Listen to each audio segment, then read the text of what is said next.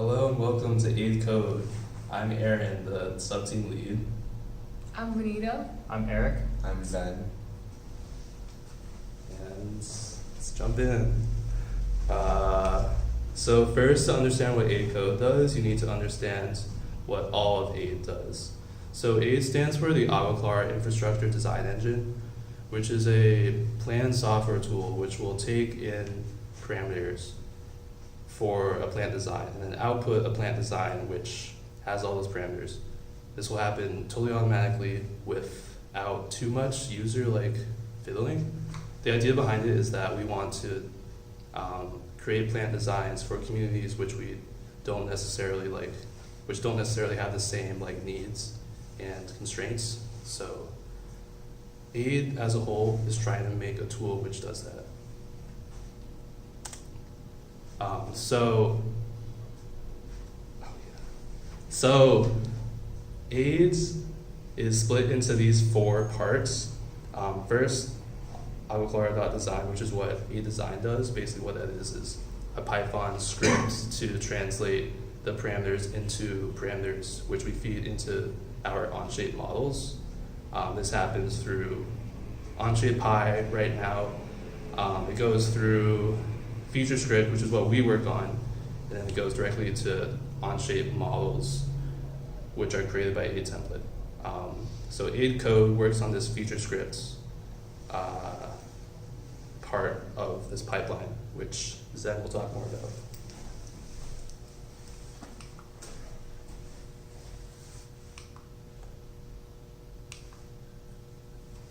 So feature script is what AIDE code uses to write all of our functions.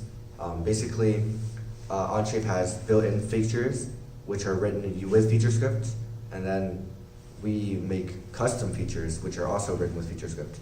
So if you ever used Onshape, there's a button with a plus on it, and if you click it, there's a drop-down menu where you can select all the custom features, and then all of it's also written in the Onshape interface as shown in the PowerPoint slide that's on right now. So feature script is a language made specifically for Onshape. It is basically a really math-based language that we had to learn from scratch. And the beauty of it is that it's completely open source and that anyone can pick it up and learn it. For example, one of the people we asked questions on in the forums to M. Bartlett is a 14-year-old in Australia. And because it's open source, other companies could theoretically find our Onshape team repository and take our features and use them to make their own pipes in the future, which is awesome. Oops. So feature script works, like I said, with a drop-down menu. And to learn it, we had to learn all the documentation. But that was the hard part because in the documentation, it's just one page, and you just have to go down it and find things with Control F basically, and it was pretty tough to pick up.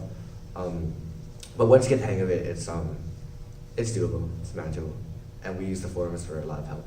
And Eric will talk about what we code.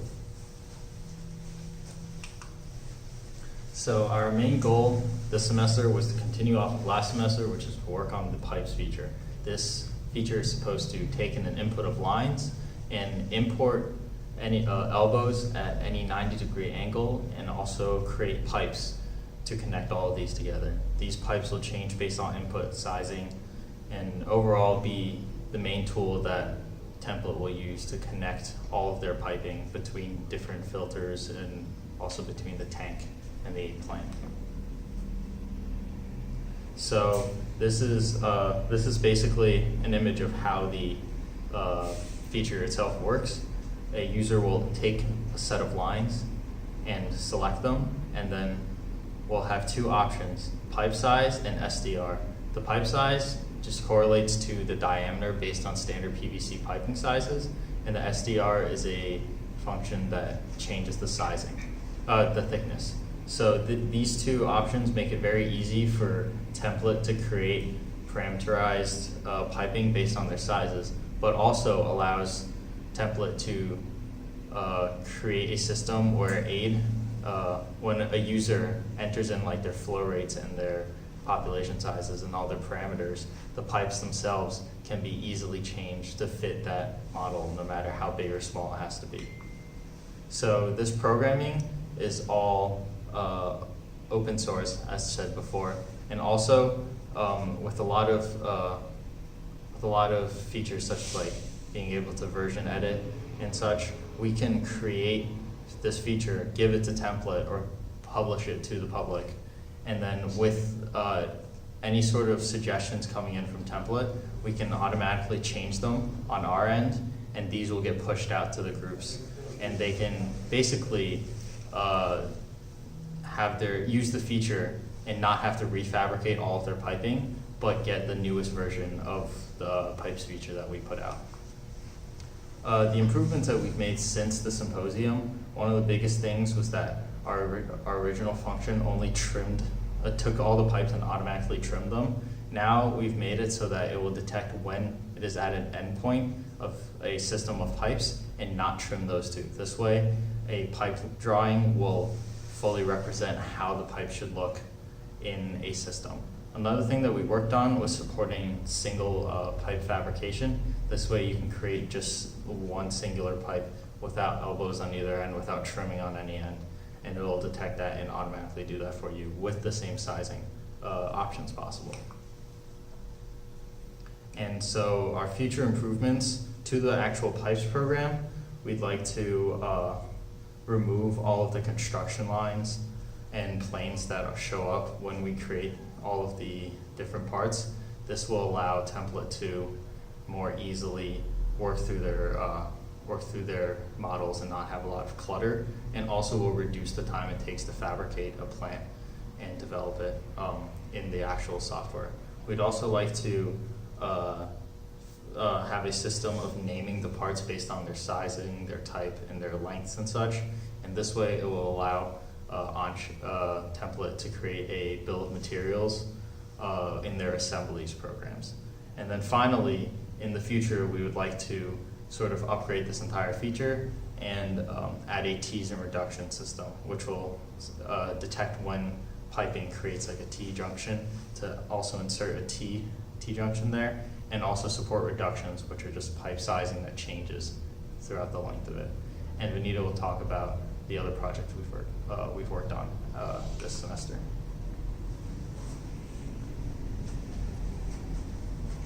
This semester, we were given another task of fixing the LFOM code. The LFOM model that we received was broken. What LFOM code does, it takes the location of a single hole, a single orifice, if you will, and using the parameters of the orifice pattern, creates the holes for the LFOM. That code wasn't working, so we combed to the different versions of the LFOM code. And now it supports the correct generation of the orifices. The bug was that instead of using the correct spacing for the orifices, the code was basically using the larger distance between the rows, which caused the orifices to wrap around the pipe and overlap, which resulted in the broken code. So now we have fixed the LFOM code and it's supposed to be working now. And Aaron will take over now. Yeah, so that's what we've been doing this semester. As for our future plans, we're planning on continuing work on the pipe library, which Eric was talking about. We still have some more things to do about that. The other part of what we want to do is continue to take in requests from AIDE templates and implement those feature scripts, as well as possibly take in requests from AIDE design. One example of a request from AIDE design would be implementing the interface for the AIDE project as a whole.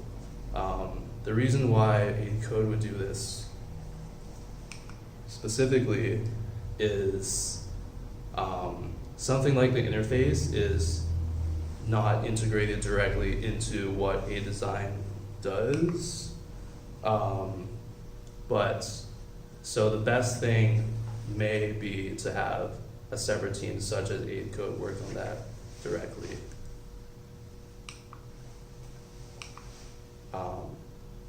Yeah, so that's our plans. This is our appendix. We have lots of resources here. The AguaClara repository is what AIDE Design is working on.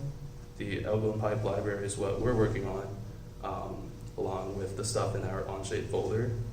And then this other stuff is the resources which we use to create our feature scripts. And that's it. If you have any questions, just reach out directly to one of us. Our emails are listed here, and we'll be in touch with you. That's it.